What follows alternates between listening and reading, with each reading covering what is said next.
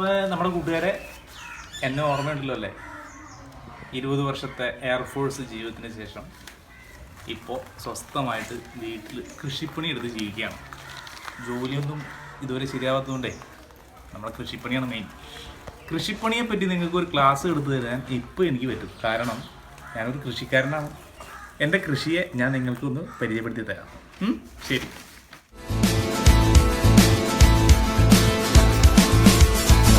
അപ്പോഴും പറഞ്ഞില്ലേ പോരണ്ട പോരണ്ട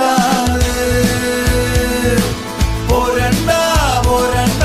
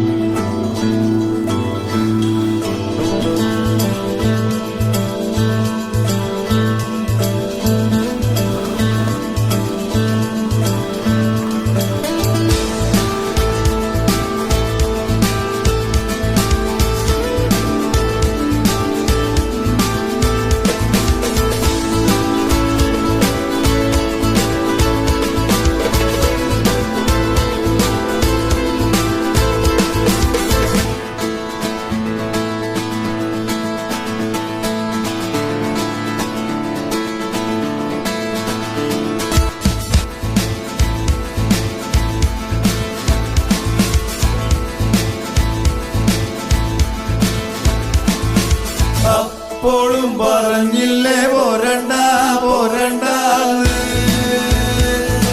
പോരണ്ട പോരണ്ട.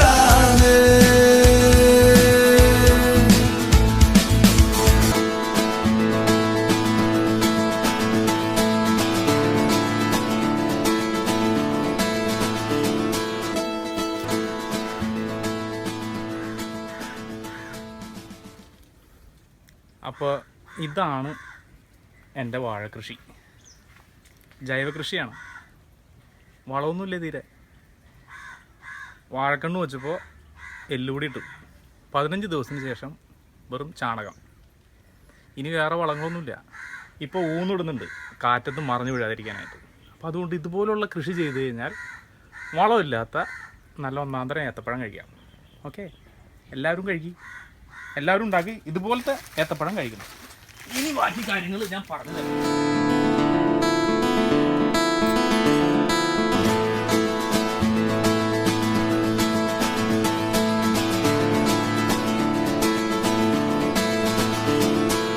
അപ്പോഴും പറഞ്ഞില്ലേ പോരണ്ട പോരണ്ട പോരണ്ട പോരണ്ട. അപ്പോഴും പറഞ്ഞില്ലേ പോരണ്ട പോരണ്ട പോരണ്ട പോരണ്ട.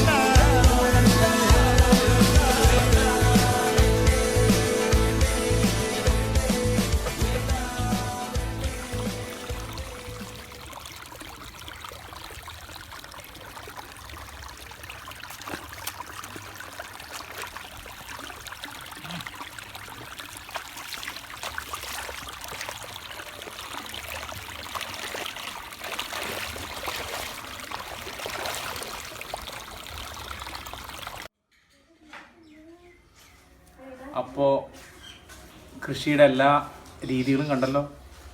എടാ, വെറുതെ ഇരുന്നാൽ പോരാ, അധ്വാനിക്കണം. വാഴ വയ്ക്കാൻ പഠിക്കണം, അതുപോലെ കൊള്ളി, പാടത്ത് നെല്ല്, ഇതുപോലെയുള്ള കൃഷി രീതികളിലേക്ക് നമ്മൾ മാറണം. എയർഫോഴ്സ് ജീവിതത്തിൽ വൈകുന്നേരം പോയി രണ്ടര അടിച്ചുട്ടിരിക്കുന്ന ജീവിതമല്ല റിട്ടയർമെൻറ്റിന് ശേഷം. അതുകൊണ്ട് ഇത് എയർഫോഴ്സ് സഹോദരങ്ങൾക്ക് വേണ്ടി സ്പെഷ്യലായിട്ട് എൻ്റെ വക ഓർക്കും. ഓക്കെ.